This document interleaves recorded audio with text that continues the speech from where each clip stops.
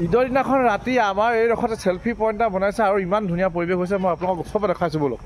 এয়া দেখিছে আমাৰ গাঁৱৰ ল'ৰাবিলাকে অহা যোৱা যিসকল বাটৰো আছে সকলোকে এই চৰ্বত খেজুৰ কেক যোগান ধৰি আছে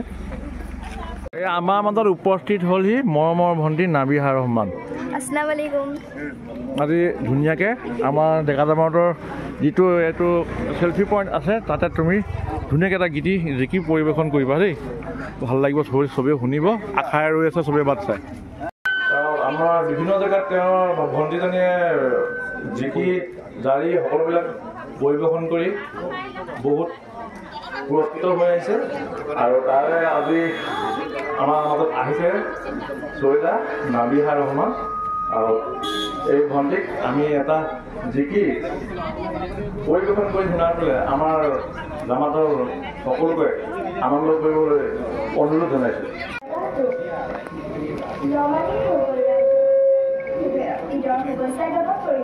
আৰু